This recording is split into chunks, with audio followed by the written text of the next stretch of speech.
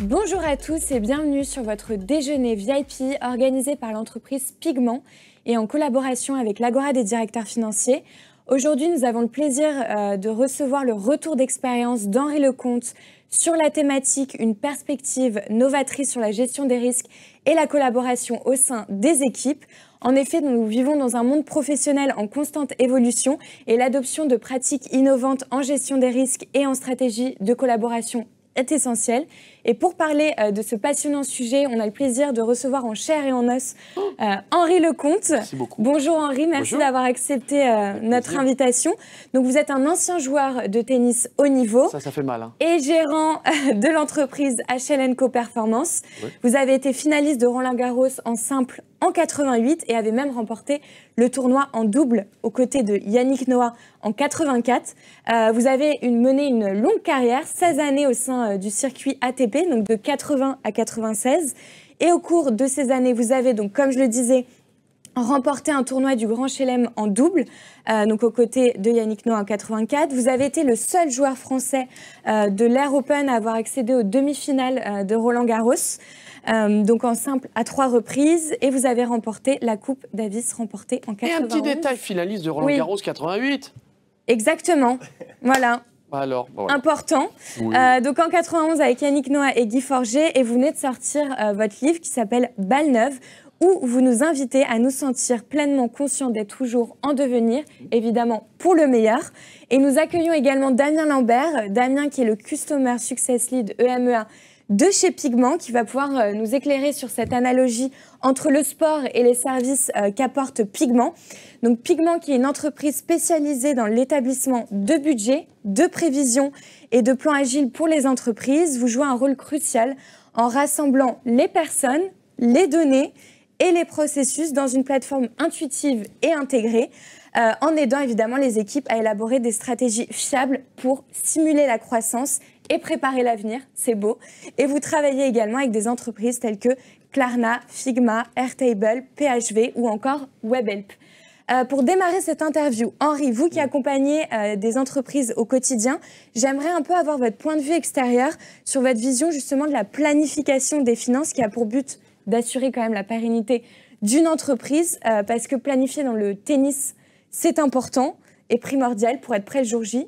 Donc, quel est votre avis là-dessus ? La planification est importante. Il faut toujours voir le risque positif et le risque négatif. Oui. On essaie toujours de rester dans le... On le fait à chaque fois pour rester dans le risque positif, mais il y a toujours une remise en question. Donc, en façon, une gestion qui peut être financière, qui peut être sur une société, et en façon, une gestion sur une carrière sportive, surtout encore plus aujourd'hui. On sait très bien qu'on utilise des data, on sait très bien qu'on utilise énormément de choses pour être encore plus performant. On le voit encore en ce moment avec l'Open d'Australie. Et c'est une petite entreprise. Donc les risques, je peux bien vous en parler parce que j'avais un jeu à haut risque, c'est le cas de dire. Je prenais toutes les chances de mon côté. Puis au contraire, j'y allais vraiment parce que je maîtrisais, en fin de compte, plus ou moins ce que je faisais. Bien sûr qu'il y a une part parfois d'incohérence, pas d'incohérence, mais de connaissance qui est un petit peu plus difficile parce qu'on a un adversaire devant soi. Mais dans le monde de l'entreprise, c'est pareil. Je crois qu'on est obligé à un moment de pouvoir vraiment se structurer pour pouvoir aller de l'avant et calculer un certain risque, non pas mettre à 100%, mais peut-être un 30%, 40% pour pouvoir évoluer avec son équipe. Ce qui est important, c'est d'avoir une équipe qui est capable de vous vous aider à aller dans la meilleure direction possible et de pouvoir écouter aussi tout l'entourage qu'on a autour de soi. Ça, c'est important. Et Damien, est-ce que vous pourriez nous présenter Pigment avec vos mots et en quoi cela aide les entreprises ? Vous l'avez bien défini, en effet. Donc, on est une plateforme collaborative. Ça veut dire quoi ? Ça veut simplement dire que vous pouvez y accéder sans avoir besoin d'installer le logiciel. Vous pouvez simplement utiliser votre navigateur, ce qui permet de déployer très, très rapidement l'outil chez nos clients. Notre mission, avant tout, c'est vraiment ça, c'est de rassembler les processus, les collaborateurs et les données au sein d'un même environnement. Le bénéfice que ça représente pour eux, c'est avant tout de pouvoir centraliser, créer des synergies entre toutes ces données, construire des rapports, construire des hypothèses, simuler des choses et donc itérer finalement sur ces données pour obtenir des résultats et prendre des décisions rapides en évitant ces fameux risques pour lequel on est ensemble aujourd'hui. Et donc de pouvoir planifier. Et justement, quand on parle de planification, planifier, c'est aussi limiter les risques. Comment vous gérez ce sujet dans le sport dans le monde du sport, aujourd'hui, on a cette chance-là d'avoir aussi une plateforme comme vous avez, comme Pigment, qui peut être vraiment utilisée même dans n'importe quel domaine. Parce qu'on peut le planifier, on peut se dire, on va essayer ça. Est-ce que ça fonctionne? Est-ce que ça va être encore plus performant? Est-ce que aller dans cette direction, c'est quand même quelque chose d'exceptionnel? Nous, on ne l'avait pas dans les années 80. On n'avait rien, on n'avait même pas de smartphone, il n'y avait rien.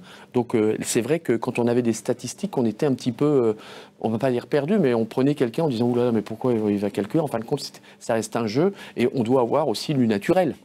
Et ben aujourd'hui, on l'utilise de plus en plus. Et c'est ça qui est intéressant dans le monde. Ça a été utilisé dans le monde automobile, on le sait très bien, parce que la Formule 1, dans le monde aussi, le ski, parce que c'est une trajectoire et ça va toujours au même endroit. Tandis que nous, c'était quelque chose un petit peu d'innovant.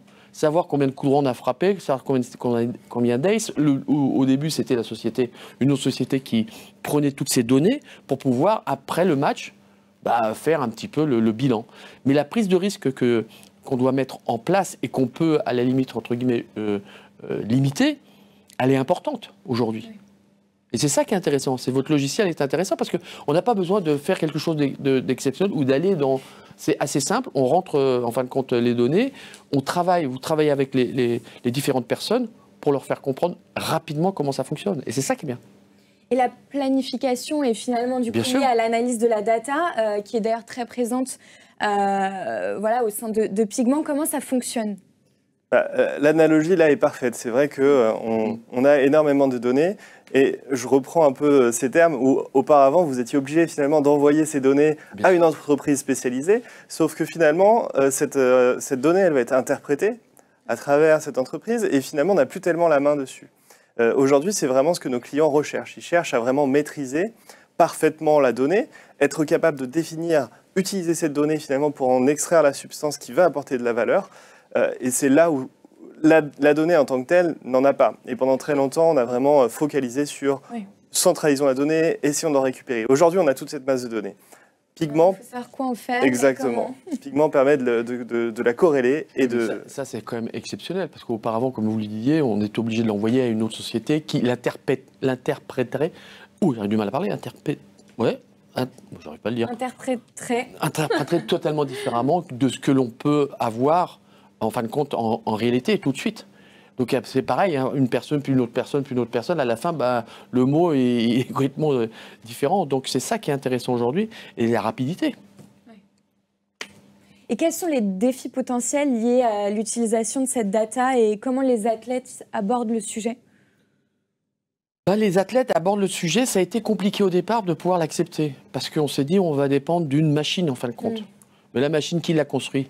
C'est l'humain. C'est l'humain, oui. C'est nous qui avons construit le cerveau, celui qui a construit l'ordinateur, c'est l'être humain. Donc, et de pouvoir l'interpréter, de pouvoir l'accepter, ça a mis un certain temps. Comme je l'expliquais tout à l'heure, dans certains sports, c'est normal et on en a besoin. Dans d'autres sports, on s'est dit, mais on ne va plus avoir, en fin de compte, le naturel, on ne va plus avoir un petit peu cette spontanéité, ce choix de pouvoir décider. Mais grâce à toutes ces datas et à toutes ces informations, ça nous permet aussi de pouvoir énormément progresser. Par exemple, sur le corps humain, sur comment on réagit à certains efforts, comment on peut travailler. Moi, par exemple, qui a eu 3 hernies discales opérées, si j'avais pu avoir... Bien sûr qu'on avait les scanners, bien sûr qu'on avait ce genre de choses, mais si j'avais pu savoir comment je fonctionnais et qu'on avait toutes ces datas, on aurait travaillé, en fin de compte, mes carences. Et c'est ça qu'aujourd'hui qui est exceptionnel, parce que tu peux le faire dans le monde du business, c'est exactement la même chose. On a une société, elle est très forte dans un domaine, comment elle pourrait s'améliorer? Alors généralement, les gens ils vont dire, bon, je vais travailler mon point faible. C'est une erreur considérable. C'est au contraire travailler son point fort pour attirer l'autre encore plus haut et pour être plus performant. Et ça, tout ce qu'on met en place aujourd'hui, c'est fantastique. Et en plus, comme vous le dites, c'est quand même simple d'utiliser. Moi j'ai arrêté mes études à 14 ans. C'était pour moi quelque chose de... J'en avais tellement peur de pouvoir vraiment aujourd'hui pouvoir utiliser...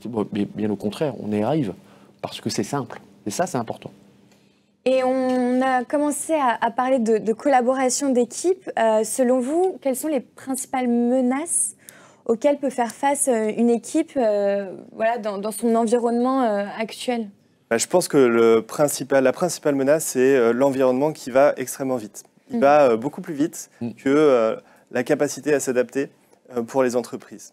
Et c'est aussi là la valeur que l'on pousse, et l'une de nos missions, c'est de pouvoir être très flexible et s'adapter extrêmement vite au changement pour pouvoir prendre des bonnes décisions. C'est également d'être proactif. Ça rejoint, typiquement, avec Pigment, on va éviter les hernies discales de l'entreprise. En analysant cette donnée, en essayant de résoudre et d'identifier des signaux et des problèmes avant qu'ils arrivent. Donc tout ça, en fait, c'est vraiment des menaces. L'environnement qui change, beaucoup d'incertitudes. Comment est-ce que finalement on va arriver à mesurer, comment on va arriver à planifier pour éviter ces risques futurs? À gérer, en fin de compte, la menace. Exactement. Et par rapport à ça, est-ce que vous avez eu des expériences spécifiques sur la gestion de risques? La gestion du risque, c'est aussi la gestion des émotions. Parce que le risque, ça fait peur. C'est comme, il y a certains mots qui te mettent en alerte et au contraire te font à la limite régresser. Donc c'est gérer les émotions, c'est comme dans le sport, c'est exactement la même chose. Et dans une entreprise, c'est pareil.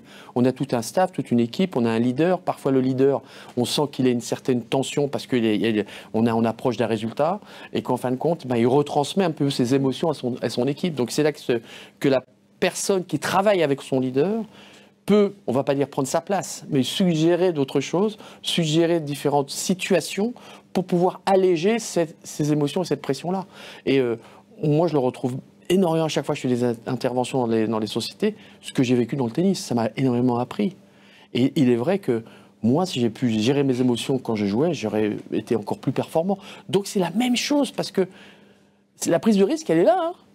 Elle est là pour le monde du sport, et les émotions sont reliées au mental aussi. Donc, bien sûr, les émotions et puis le cœur. Quand on dit on a du cœur, c'est ça, c'est le cœur, c'est pas le cerveau. Le cerveau, on sait très bien que quand le cerveau, il n'y a plus rien, mais le cœur il bat encore, t'es vivant. Hein, donc malheureusement, on ne va pas rester en végétation, bien au contraire, et de pouvoir accepter. Et ça, je pense que c'est le plus gros problème qu'on a un peu dans le monde du business, c'est accepter cette pression-là et ne pas à un moment se dire oh, ça va, non, je suis protégé, tout va bien. Et c'est là, c'est comme dans le sport. C'est là au contraire que tu ne fais pas ta traque et que, en fin de compte, tu te retrouves de haut mur avec une situation qui devient très compliquée. Et Damien, est-ce que vous pensez que l'innovation dans la gestion des risques nécessite peut-être une approche spécifique, une adaptation selon le type de secteur, un peu comme le sport, hein, entre le tennis, le foot, le ski? Oui, puisque les risques sont différents. On va avoir des risques spécifiques. Et ça, justement, on va les traiter en fonction. Et là, ça rejoint un peu aussi ce que disait Henri. Hein. Au fond, derrière, il y a un humain. Oui, nous, pour construire Pigment, n'est pas une solution qui arrive et qui va résoudre tous les problèmes. Derrière, au contraire, on va vraiment exploiter, maximiser l'impact des processus qui ont été construits par les humains. Et c'est des humains qui vont construire ces processus sur Pigment. Donc ça, je pense que c'est vraiment clé par rapport à ça, parce que vu qu'il y a de l'humain, il y a des spécificités. Chaque personne va réagir différemment et va construire aussi quelque chose qui lui correspond, qui lui ressemble, qui correspond à son entreprise et qui correspond à son secteur d'activité. Et c'est là où c'est très intéressant d'avoir une plateforme ouverte, contrairement à finalement tout ce qui pouvait exister sur le marché pendant très longtemps, où on avait des outils extrêmement structurés, très peu flexibles, où finalement l'entreprise devait s'adapter à l'outil et non pas l'outil qui s'adapte à l'entreprise. Est-ce que, Henri, vous soulignez des différences spécifiques entre la gestion du risque et la collaboration d'équipe dans les différents sports? Dans les différents sports, dans le monde du business, de toute façon, on l'imagine bien, puis il y a toujours la fameuse phrase « test and learn ». Hein, nous, c'était pareil, on devait tester avant de pouvoir vraiment l'utiliser à 100% lorsqu'on était en match. Mais à l'entraînement, on est obligé de le tester. Donc vous, c'est exactement la même chose. Vous êtes obligé de vous mettre dans des situations autour d'une table, en disant, il y a un problème là, on le teste. D'accord. Comme ça, lorsqu'on a pu un petit peu le tester, l'aborder, le gérer sous toutes ses formes, lorsque ça va arriver à un moment ou à un autre, on sera prêt. C'est ça le problème. C'est que jamais toujours... Et votre logiciel, c'est ça qui est intéressant, c'est que c'est simple. C'est pas compliqué. Mais justement, pour parler de simplicité, est-ce qu'il y a un langage précis au niveau de la plateforme? Non, alors c'est vraiment là aussi dans notre ADN, notre produit est aussi simple que de parler à quelqu'un finalement. C'est vraiment pareil que si je vais m'adresser à un collaborateur pour lui demander un rapport, c'est du langage naturel, donc pas besoin d'apprendre un code spécifique où il n'y a pas besoin d'informatique. Tout le monde peut le faire. Parce que les personnes qui sont dans le data, quand ils parlent, ils ont leur propre langage, leurs propres mots, et toi, tu es là, tu fais « Ah bon ?» C'est clair. Ah. Ça doit simplifier le DSI pour... Bien sûr, mais c'est important. On revient à la communication. Oui. Et la collaboration d'équipe. Bien sûr. Du coup, et l'équipe, bien sûr. Exactement. Et en plus de ça, notre approche est très ludique. C'est-à-dire qu'au lieu de passer beaucoup de temps en théorie, c'est souvent la problématique quand on a besoin d'apprendre un code, on a besoin de lire des livres, on a besoin de lire une notice. Personne n'aime lire les notices. C'est quelque chose qui est assez complexe en général. Comme les conditions générales d'utilisation. L'astérix en bas à droite. Voilà. Exactement. Donc on a vraiment une approche parfaitement ludique, exactement comme on pourrait le faire au tennis, où on va faire taper quelques balles au client pour qu'il puisse comprendre, avoir ses premières sensations, commencer à ressentir un peu la puissance de l'outil, comment ça fonctionne, quels sont les outputs de ce qu'il est en train de faire. Et ça lui permet de comprendre très rapidement comment on utilise la plateforme. Et là, du coup, on arrive sur quelque chose de très simple à utiliser, qui apporte beaucoup de valeur très vite. C'est simple. Et Henri, j'avais une question pour revenir par rapport à le tournoi que vous avez fait avec Yannick Noah, que vous avez remporté. Justement, c'est une collaboration d'équipe. Est-ce que vous avez des éléments clés qui vous a amené Les éléments clés, elles sont importantes. Pourquoi ? Pour plusieurs raisons. Il y a deux personnalités différentes.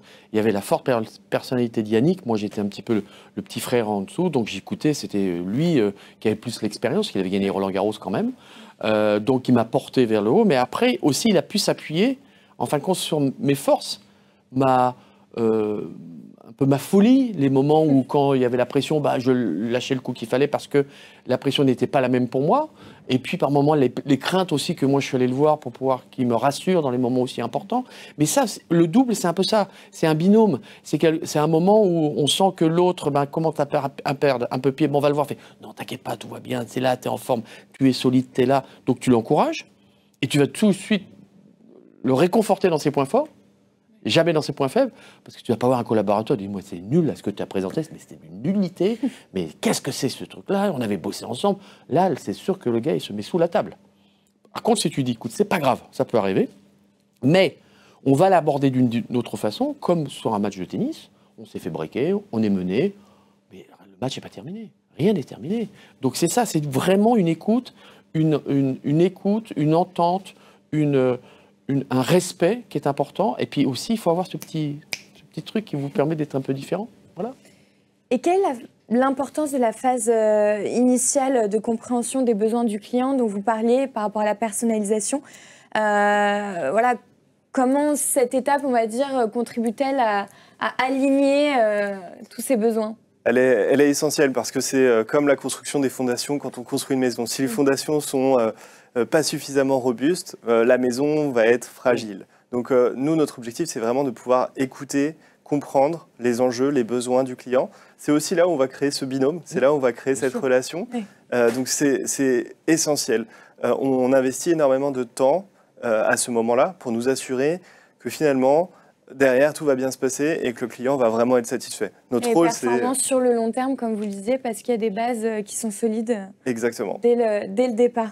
Et Henri, quel enseignement ou principe issu, on va dire, du monde du tennis pourrait être appliqué justement au parcours client qu'on a abordé dans le contexte du coup d'une entreprise ?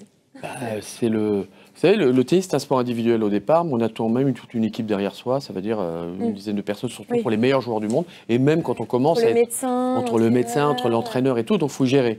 Après, tout d'un coup, on se retrouve en match par équipe, c'est-à-dire c'est exactement la Coupe Davis comme la Ryder Cup, 4 fois par an, lorsque ça marche bien, mais maintenant c'est 2 fois parce qu'ils ont changé le format, malheureusement.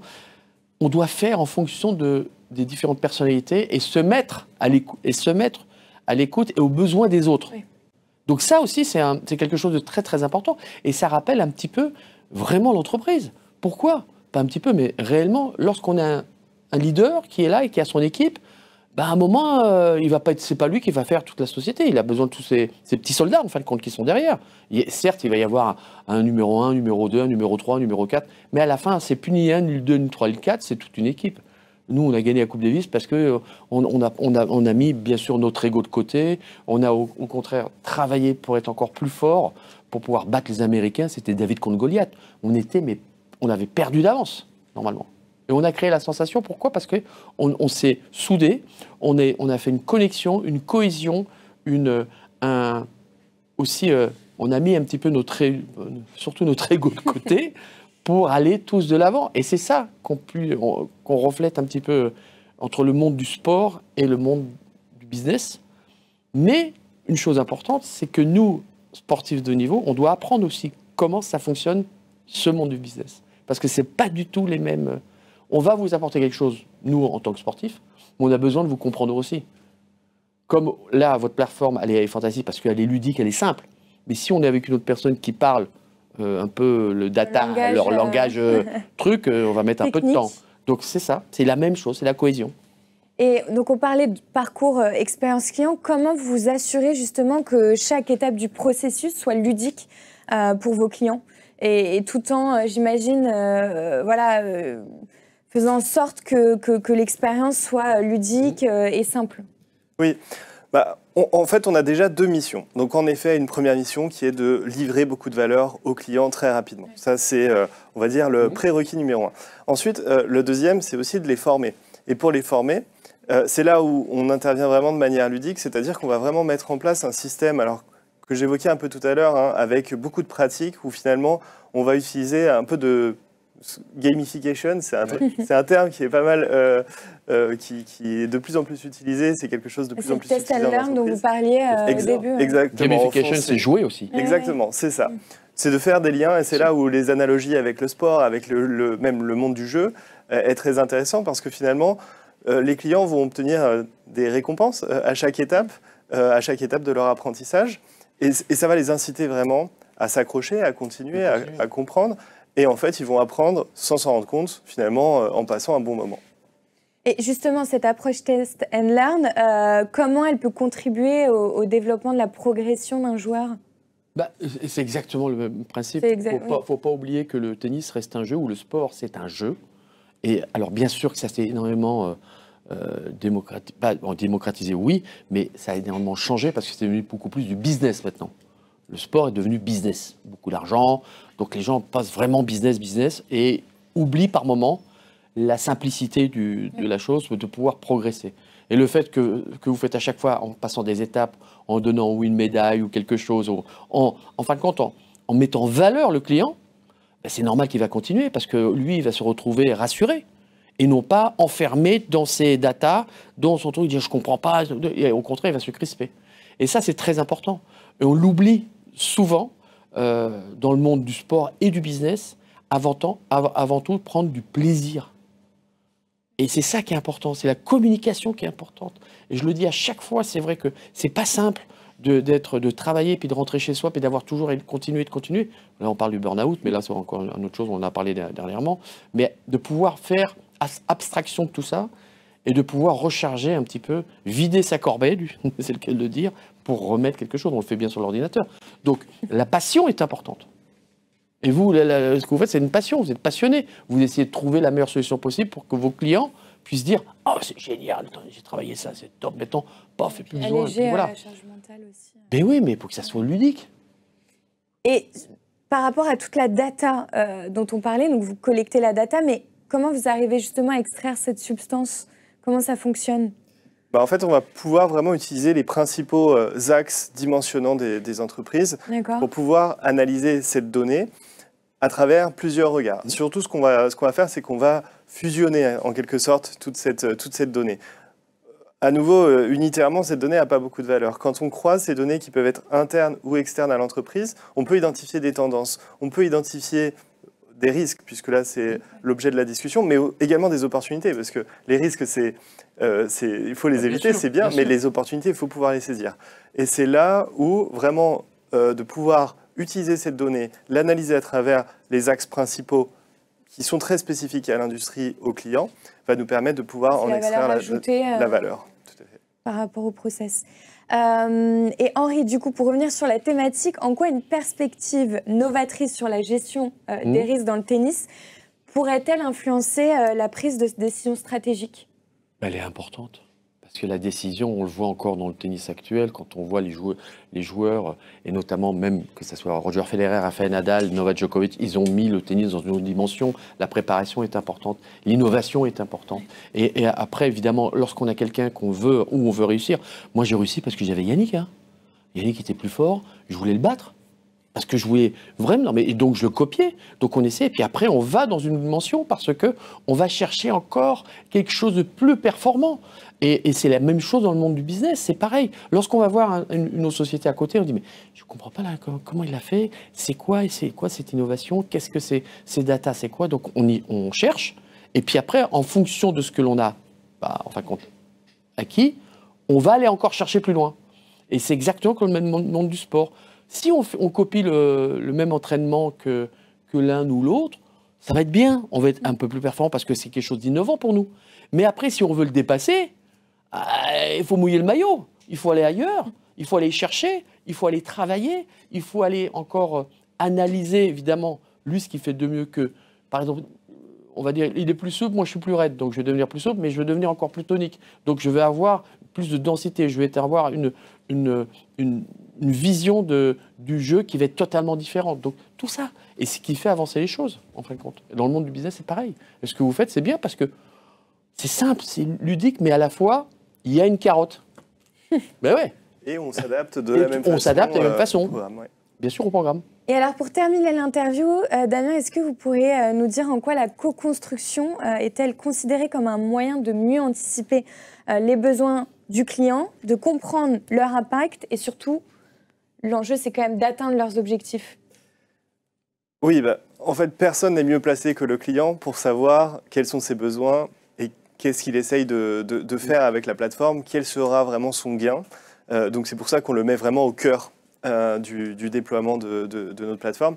Et ça rejoint, l'analogie était parfaite avec ce que vient de dire Henri, puisque en fin de compte, même si on reprend quelque chose qui fonctionne bien pour quelqu'un d'autre, ça ne sera forcément pas la chose qui nous correspond et qui correspond à notre contexte, à notre entreprise. Et c'est là où avoir une approche très personnalisée, très personnalisée en fonction du client est extrêmement importante, puisqu'en fait, on va prendre en compte toutes ces caractéristiques pour pouvoir lui restituer la meilleure façon pour lui de grandir et de pouvoir gagner. Et même de dépasser finalement les attentes initiales. L'objectif, en fin de compte, n'est pas de pouvoir arriver au même niveau que la compétition, hein, mais c'est vraiment de la dépasser. Et donc là, c'est ce que ça permet.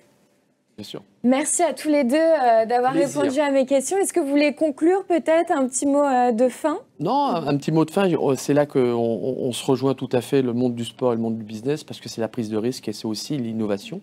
Le fait de pouvoir en discuter, de parler de ce projet avec Pigment, c'est intéressant parce que même nous, dans la vie de tous les jours, on est obligé de se remettre en question et de pouvoir aussi évoluer à chaque fois.